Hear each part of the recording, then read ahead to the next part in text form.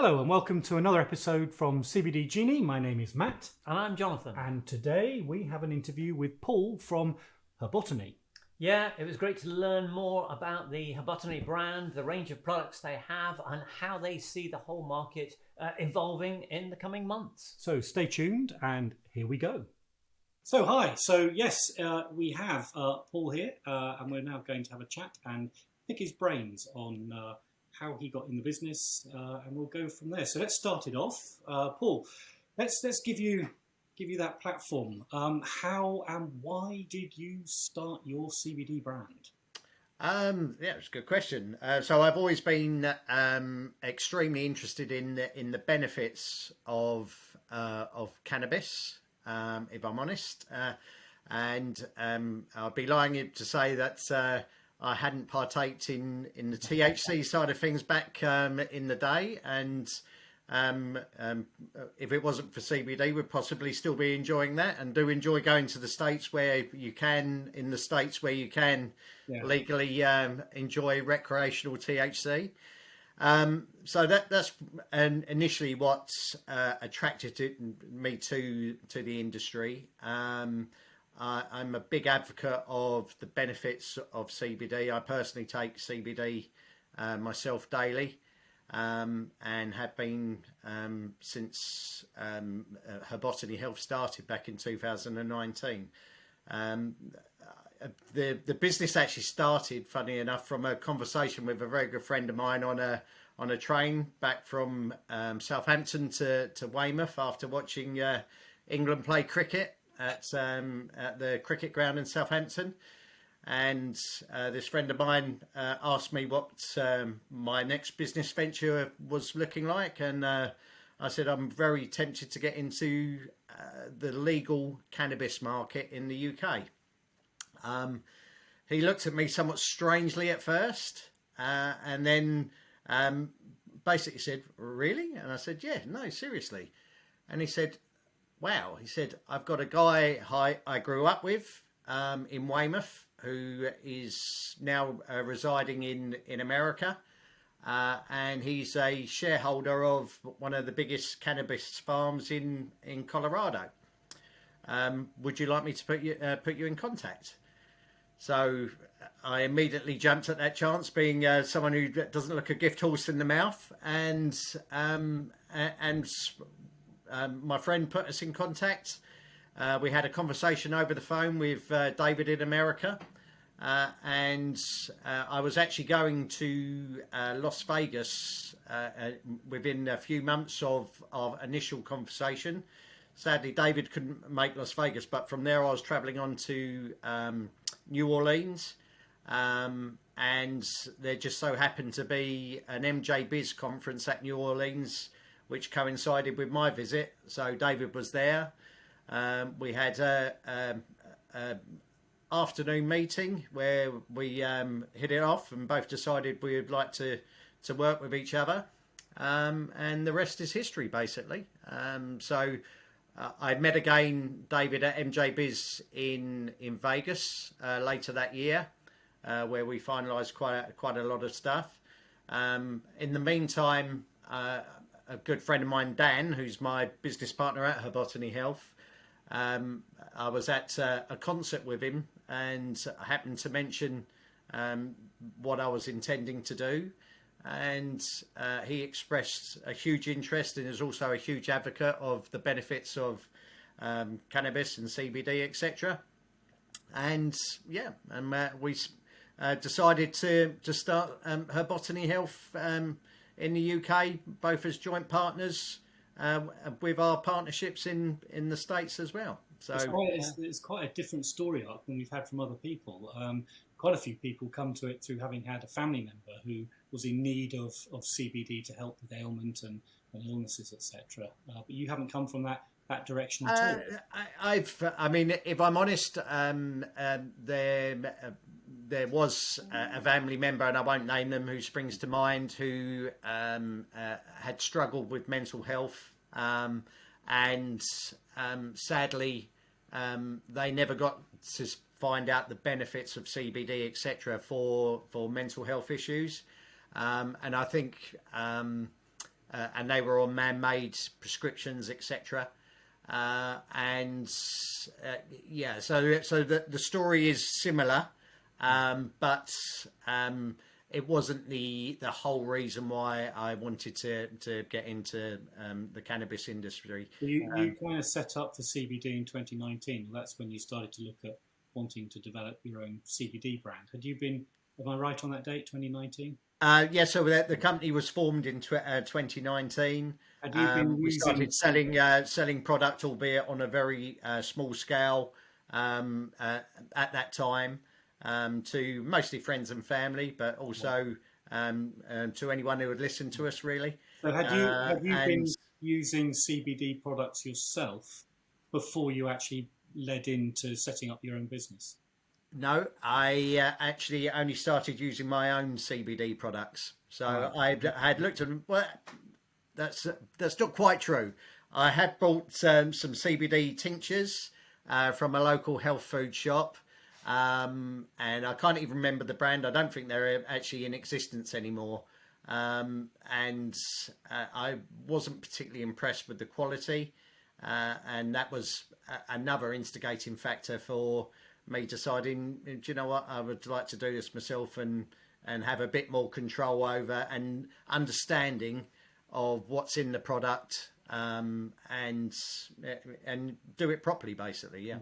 And so in terms of the product portfolio that you've got for Herbotany, I mean, can you tell us a little bit like what's in the portfolio at the moment, and maybe what might be coming further down the line? Yeah, of course. So since concept, basically, we've had capsules in two varying strengths, which personally I take our capsules, absolutely love them. I think they're a fantastic product, and I'm not just saying that because I'm a 50% shareholder of the company.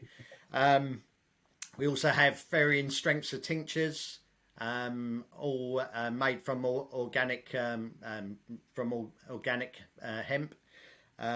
We have two different sizes of salve, two different sizes of massage oil, and a roll-on, but not as in an antiperspirant, but more for your temples, the receptors on your wrists, etc., etc.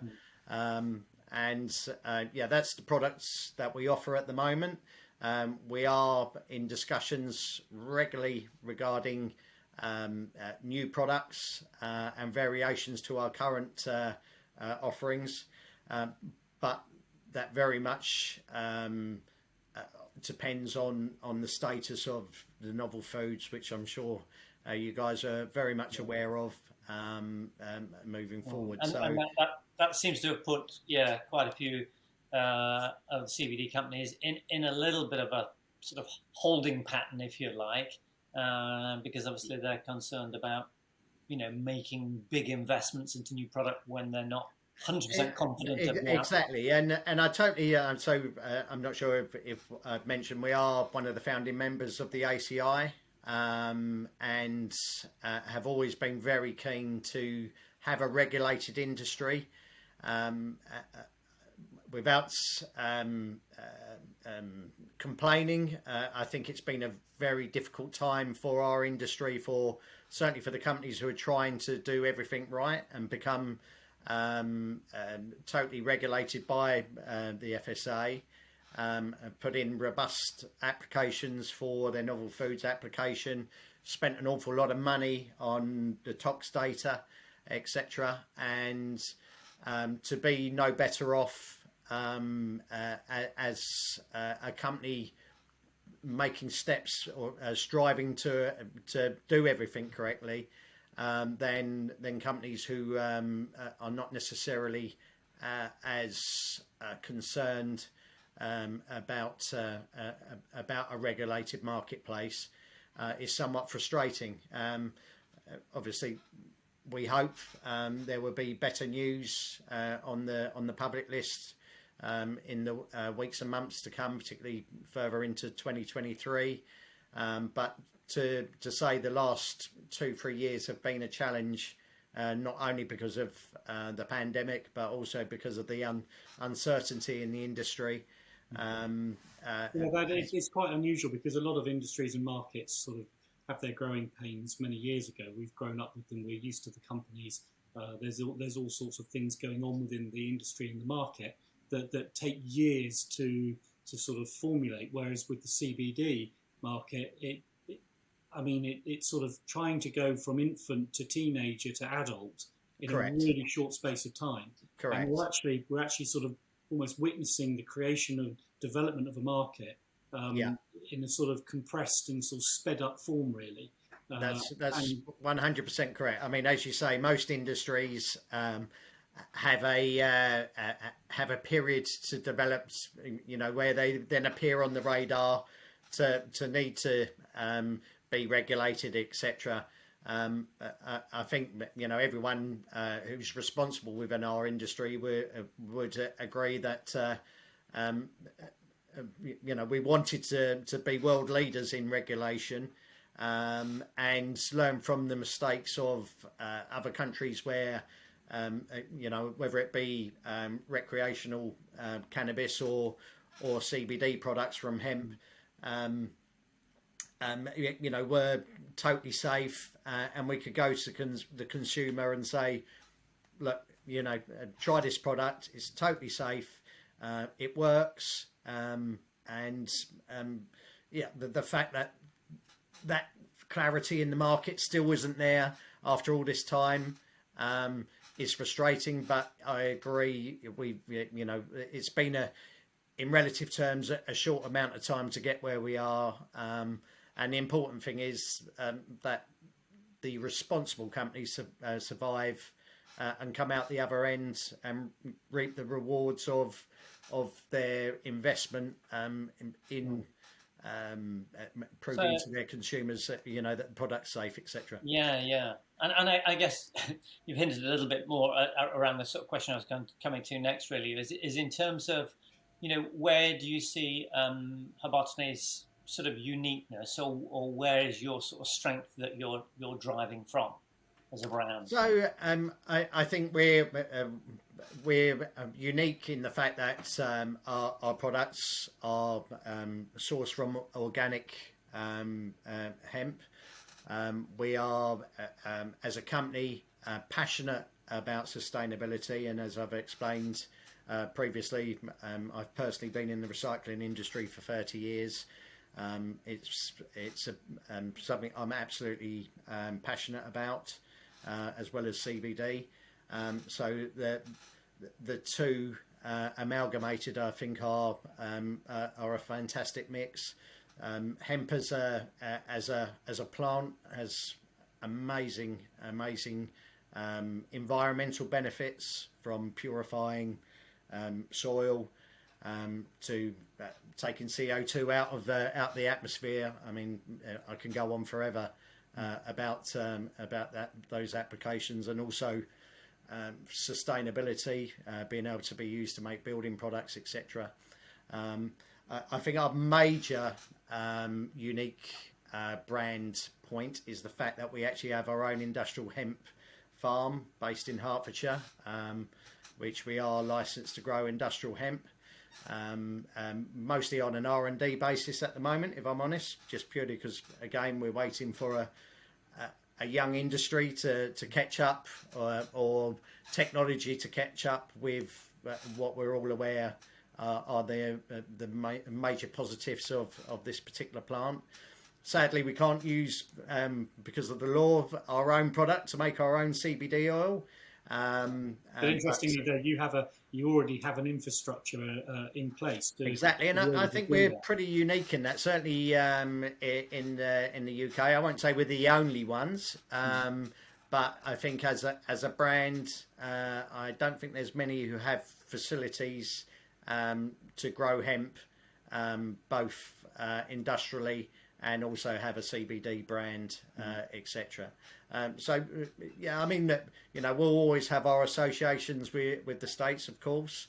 Our current crop is grown in Kentucky, and I think for the company moving forward, when we are allowed by the Home Office or whatever power may be in control of industrial hemp further down the line, it would be nice to know that we could use our own oils for our own products. But I think that's a long way off just So yet. how do you see the CBD market developing over the next 12 months? So not so much a long-term or medium view. In the short term, for 2023, what sort of milestones do you think we're likely to see? Well, I'm hoping, and as early as possible into 2023, the public list with the FSA will be finalised. And I am expecting, and I don't think I'm alone in expecting, as one of the responsible companies on that list, that will be whittled down from a list which currently has, and forgive me if I'm wrong, 18,000 products on it, which is ludicrous, to hopefully a fraction of that, and just remaining with both responsible companies, but also products that are actually legal. It's mind-boggling, and I know it's not the FSA's jurisdiction, that there are full spectrum products on that list, which is categorically illegal. It's got THC in it. THC